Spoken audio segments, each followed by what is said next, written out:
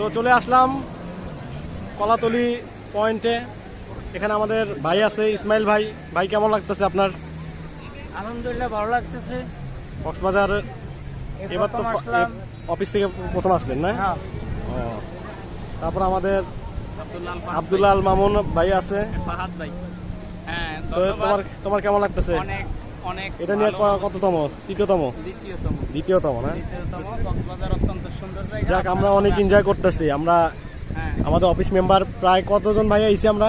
মনে হয় আমরা 50 জন। 50 জনের মতো। আমরা 3টা বাস নিয়ে আসছি অফিসের থেকে। এখন বাজে 9:15, কিন্তু দেখেন কত মানুষ সকালবেলায়, আপনার এত মানুষ।